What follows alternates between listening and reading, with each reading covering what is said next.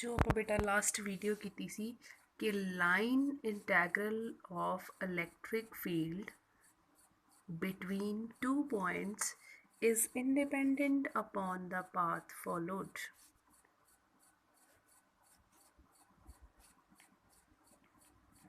ਇਹਦੇ ਵਿੱਚ ਇੱਕ ਲਿਟਲ ਬਿਟ ਜਿਹਾ ਕਨਸੈਪਟ ਹੈ line integral of electric field along a closed path is 0. देखो A to B है, पहला तो आप A to B गए, फिर आप B to A आए. It's a closed path. Line integral of electric field along a closed path is 0. देखो पहला तो आप बेटे A तो B गए प्लस फिर आप B तो आए A, that is equal to 0. कई बार 1 मार्क क्वेश्चन से विच एक कंसैप्ट आ जाता कि line integral of electric field along a closed path is equal to 0. That is your 4.02 topic. Next 4.03 topic, concept of electrostatic potential difference and potential from the line integral of electric field. देखो इदां दे 4 article ने, आप second article आ वाला करन लगे हैं. बच्चे बहुत confuse होंदे आ इन्हां आर्टिकल्स दे विच कि केड़ा केड़ा.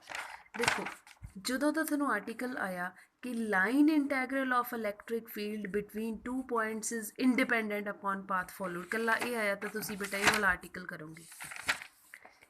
जे तुहानूं क्वेश्चन आउंदा पेपर दे विच कि line integral of electric field ते पोटैंशियल दा एक्सप्रैशन लिखो, line integral of electric field and potential, फिर तुसी की करोगे.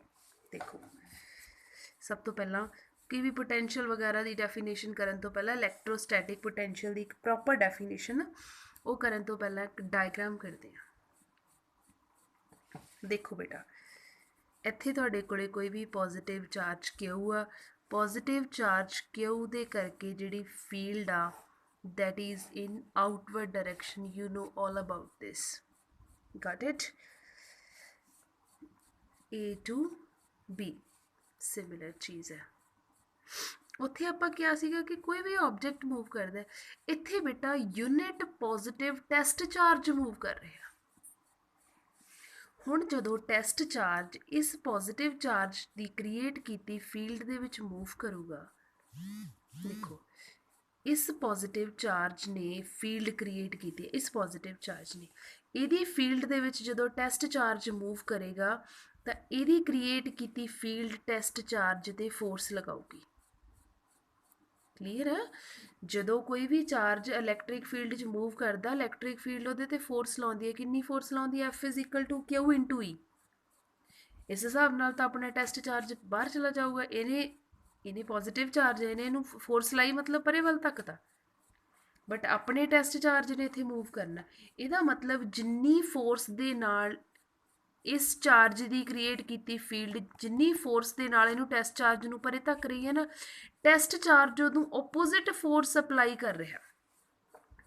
देखो इस पॉजिटिव चार्ज की फील्ड ने force lie Q naught into E, but जिहड़ा अपना क्यू नॉट है ना वो बेटे इदों ओपोजिट फोर्स अप्लाई कर रहा. आप इलैक्ट्रिक फील्ड इधर फोर्स ला रही है, क्यू नॉट इंटू ई इधर फोर्स लग रही है. सेम अमाउंट दे विच अपना टेस्ट चार्ज फोर्स लगा रहा है बट ओपोजिट डायरैक्शन दे विच. इत्थे लिखांगे F is equal to minus q naught into E. Minus क्यों लाया? ओपोजिट डायरैक्शन दे विच, ताकि अपना टेस्ट चार्ज इत्थे मूव कर सके. क्लीयर? ताकि अपना टेस्ट चार्ज आप हमेशा बेटे पहला छोटा डिस्टेंस लैने होंगे फिर उन्होंने इंटीग्रेट करते हैं. क्लीयर? हुण देखो आप इलैक्ट्रोस्टैटिक पोटैंशियल की डेफिनेशन ते आने A तो B. Electrostatic potential difference between two points, किहड़े किहड़े पॉइंट्स? A ते B. पोटैंशियल डिफरेंस, पोटैंशियल दे विच डिफरेंस ही है. इलैक्ट्रोस्टैटिक पोटैंशियल डिफरेंस की गल कीती है. इलैक्ट्रोस्टैटिक वर्ड क्यों बोलिया? क्योंकि we are present in electric field. Electrostatic potential difference between two points is equal to work done by the test charge in moving from A to B per unit test charge. देखो ਕੀ ਆ potential difference between two points is the amount of work done ਕਿ ਜਿਹੜਾ ਆਪਣਾ test charge ਆ ਉਹਨੇ A ਤੋਂ B ਤੱਕ ਜਾਣ ਲਈ ਕਿੰਨਾ ਵਰਕ ਕੀਤਾ amount of work done per unit test charge in moving from A to B against electrostatic field clear है कि अपने टेस्ट चार्ज ने A तो B मूव करन दे लई किन्ना कम कीता अगेंस्ट फील्ड क्योंकि फील्ड तो अपने टेस्ट चार्ज नूं परे वल तक रही सी अपने टेस्ट चार्ज ने उहदे अगेंस्ट फील्ड ला फोर्स ला के मूव कीता potential difference between 2 points is work done per unit test charge in moving from A to B against electrostatic force due to field clear ये आर्टिकल अपना complete नहीं है बेटा article आप start करना हजे आ चीज़ है हुण देखो आप वर्क डन लेना वर्क डन आप सारा नहीं लेंदे पहला आप स्मॉल डिस्टेंस ले लिया work is equal to force into distance work is equal to force into distance sorry work is a scalar quantity work is equal to force into distance हुण देखो हुण फोर्स कितनी आ फोर्स नहीं लानी क्योंकि इस फोर्स का तो कोई मतलब ही नहीं इस फोर्स ने तो अपने टेस्ट चार्ज नूं परे वल धक्कना चाहया अपने टेस्ट चार्ज ने तो ओपोजिट फोर्स लाई तां मूव कीता इहदा मतलब वैल्यूएबल फोर्स आ चीज़ है तुहाडे कोले minus q naught into E vector dot d l vector clear है बेटा हुण ये स्मॉल वर्क है स्मॉल वर्क कितना आ गया जे आप फुल वर्क कढ़ना ए टू बी आपां नूं तां फुल वर्क चाहिए ना ए टू बी आपां इहनूं की करांगे बेटे इंटीग्रेट इत्थे सीधा डेरीवेटिव ते इंटीग्रेशन कैंसल हो जाऊगा देखो की आ जाएगा तुहाडे कोले W is equal to minus q naught bar आ गया E dot d l clear है हुण देखो बेटा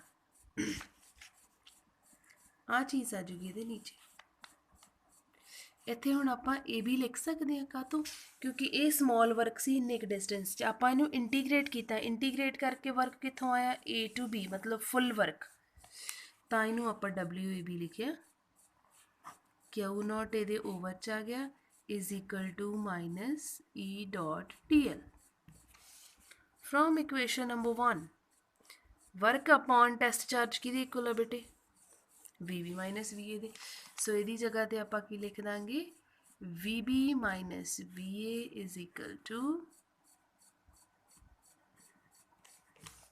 देखो हुण line integral of electric field किहदे इक्वल लिखी आपां इलैक्ट्रोस्टैटिक पोटेंशियल दी यही बेटा अपना एक्सप्रैशन सीगा कि line integral of electric field नूं आपां किस फॉर्म च लिखिया पोटेंशियल दी फॉर्म च दैट इज़ योर 4.03 टॉपिक